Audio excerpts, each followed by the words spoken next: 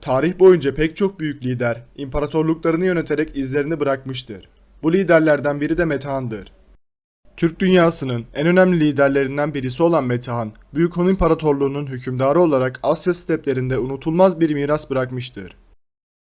Onun ismi, kahramanlık, liderlik ve askeri stratejilerle anılan bir dönemin sembolü haline gelmiştir. Bu videoda Metehan'ın hayatı, liderlik yetenekleri, Büyük Hun İmparatorluğu'nun yükselişi ve etkilerini anlatacağım.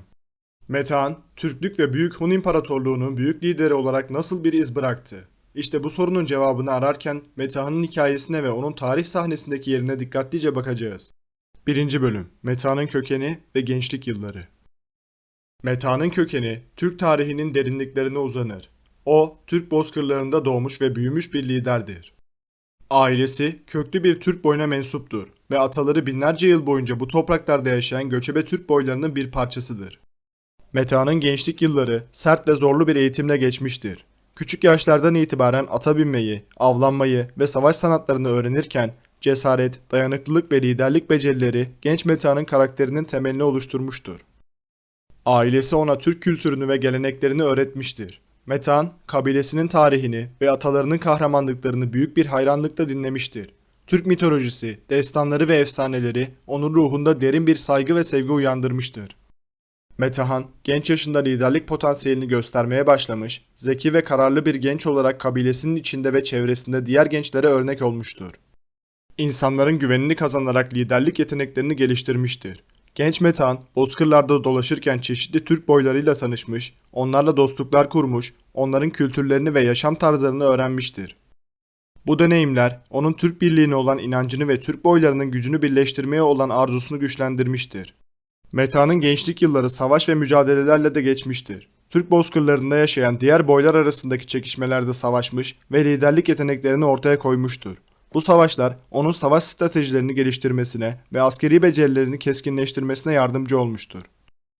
Metehan, genç yaşında ailesini ve kabilesini yönetme sorumluluğunu üstlenirken babasının ölümünden sonra liderlik koltuğuna oturmuştur. Ardından Türk boylarını birleştirme amacıyla harekete geçmiştir. Genç yaşına rağmen cesareti ve liderlik yetenekleriyle dikkat çekmeyi başarmıştır. Genç Metehan'ın liderlik kabiliyeti hızla yayılmış ve diğer Türk boyları arasında büyük bir saygı kazanmıştır. Onun adaletli yönetimi ve kararlılığı insanları etkilemiş ve Türk boylarının gücünü birleştirme yolunda önemli bir itici güç haline gelmiştir. Metehan'ın gençlik yılları, onun gelecekteki Büyük Hun İmparatorluğu'nun temellerini atmaya başladığı dönemdir. 2. Bölüm: Metehan'ın Büyük Hun İmparatorluğu'nun yükselişindeki etkileri. Liderlik yetenekleri. Metehan, olağanüstü liderlik yeteneklerine sahip bir komutandı. Gençliğinde edindiği karizmatik kişiliği, askeri stratejileri ve politik vizyonu sayesinde Hunlar arasında birleştirici bir güç olmuş ve onları büyük bir imparatorluk haline getirmiştir. Güç birliği. Metehan, Hunlar arasında birliği sağlamak için önemli adımlar atmıştır. Türk boyları arasındaki anlaşmazlıkları çözmüş, ittifaklar kurmuş ve güçlü bir merkezi otorite oluşturmuştur. Bu güç birliği Büyük Hun İmparatorluğu'nun güçlenmesini sağlamıştır. Genişleme politikası. Metehan, genişleme politikası izleyerek Büyük Hun İmparatorluğu'nun sınırlarını kendi coğrafyasından aşarak başka coğrafyalara taşımıştır. Hunlar çeşitli seferler düzenleyerek komşu bölgeleri fethetmiş, yeni topraklar kazanmış ve topraklarını geniş coğrafyalara yaymışlardır. Metehan'ın liderliği ve askeri stratejileri bu genişleme politikasının başarısında önemli bir rol oynamıştır. Diplomatik yetenekleri. Metehan sadece askeri güç kullanmakla kalmamış, aynı zamanda diplomatik yeteneklerini de kullanarak farklı kültürler ve halklarla ilişkiler kurmuştur. Bu sayede Hunlar ticaret yollarını kontrol etmiş, diğer imparatorluklarla dostane ilişkiler geliştirmiş ve siyasi ittifaklar oluşturmuşlardır. Kültürel etki. Metehan'ın yönetimi altında Büyük Hun İmparatorluğu kültürel açıdan da büyük bir etki bırakmıştır. Metehan, farklı kültürlerin bir araya gelmesini teşvik etmiş, kültürel alışverişin önünü açmış ve bu şekilde bir Hun kimliği oluşturmuştur. 3. Bölüm: Metehan'ın askeri stratejileri. Metehan, askeri stratejileriyle ünlü bir liderdi. Büyük Hun İmparatorluğu'nun sınırlarını genişletmek için sık sık seferlere çıktı ve rakiplerini yenerek topraklarını genişletti. Metehan, sürpriz saldırılar ve hızlı hareketlilik taktikleriyle düşmanlarını şaşırtıyor ve onları mağlup ediyordu. Aynı zamanda diplomatik yetenekleri sayesinde ittifaklar kurarak gücünü daha da arttırmaktaydı. Metehan'ın askeri stratejileri tarih sahnesinde bir dönüm noktası olarak kabul edilir ve birçok lider onun bu yeteneğinden ilham almıştır. 4. Bölüm Meta'nın ölümü. Meta'nın ölüm tarihi net olarak bilinmemektedir.